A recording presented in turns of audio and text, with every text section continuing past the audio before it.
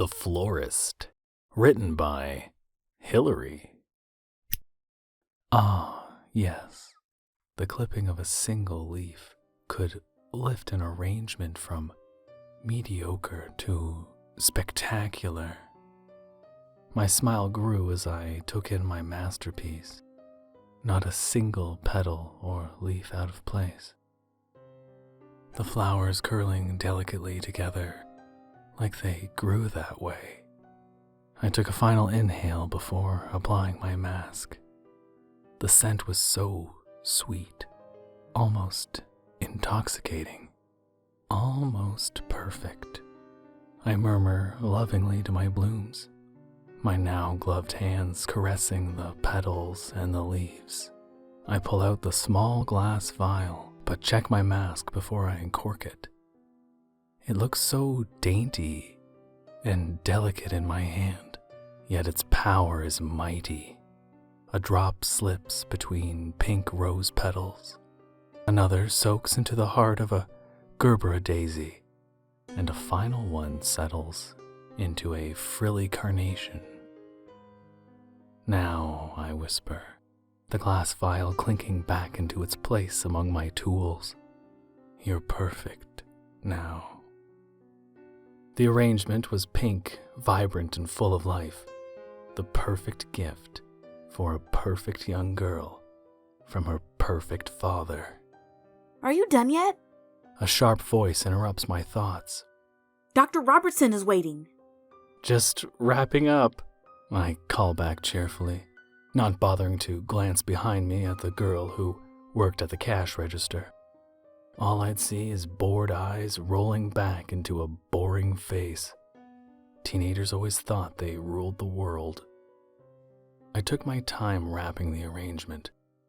First a protective plastic covering, and then the bright wrapping paper, topped with a frilly pink bow. The wrapping itself was a piece of art, the perfect concealment for the bouquet underneath. The good doctor did not like to wait. That much was clear by the way he grumbled about it when I presented him with the package. How do I know it's even good? He looked down on me critically, but I returned his look with a pleasant smile. If it isn't, you know where to call. He all but ignored my response, paying and leaving the shop quickly.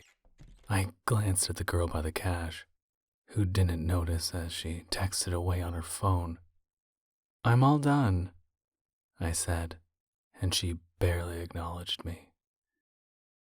I took a deep breath when I left the shop, knowing I didn't have long to get where I needed to go.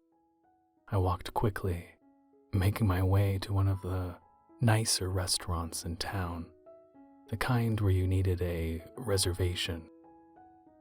For one, I made my reservation for 5:30. I gave my name and was seated at my small table. I took in a small, fake rose stuck in a glass vase critically and wrinkled my nose. Nice place indeed. Luckily, I had a good view. It didn't take long for a large table, festooned with pink decorations, to fill with guests. The star of the party seated herself at the head of the table, cozying into the chair like it was her throne. A pile of presents laid before her, a familiar package right near the front. Daddy. Her voice was clipped, high and bratty. I want to open those now, before dinner. Of course, sweetheart, he said, and everyone turned to her eagerly. I almost scoffed. She was a child, barely 14, and she ran the adults at the table like they were puppets. Her eyes moved greedily over the presents before her, and my wrapping had done the trick, because her greedy little hands reached for that first. Oh, I know what these are. She smiled at her father, the good doctor and opened the package carefully. It was their tradition, apparently, for her to get flowers from her doting old daddy every year on her birthday. They're so pretty. I smiled, admiring my work even now at a distance. The flowers really were lovely, and my smile grew when she lowered her face into the blooms, inhaling deeply. Oh, roses are my favorite. She picked up the largest rose, my favorite one in the bouquet, and sniffed deeply. My smile grew. She tore into the next parcel, some designer's sweater that made her squeal, but at the next she shook her head a little, as if clearing it. I watched her pink cheeks growing paler, and she looked at her dad with big eyes before suddenly collapsing over the table in a fit, her mouth foaming. I sat back, satisfied, watching as chaos unfolded in the restaurant. While everybody was in the midst of panic, I slipped away, heading home to pour myself a celebratory glass of wine. I sat in my daughter's room, smoothing my hands over her blankets and holding her favorite stuffed bear on my lap. I wondered what Dr. Robertson was thinking, what he was feeling. The loss of a child was unlike any other. I knew better than anybody, thanks to his careless misdiagnosis of my beautiful little girl's illness. And now he would know my pain as well. He could carry the burden of loss, just like I was. I finished my glass of wine slowly, looking around my daughter's room before retreating to my own. I had to work the next day, the next week. My time would be filled with flower arrangements and bouquets. I kept the small TV on my workspace through the week, tuned into the news station. What a tragic story for a popular family. Their daughter taken from them so suddenly.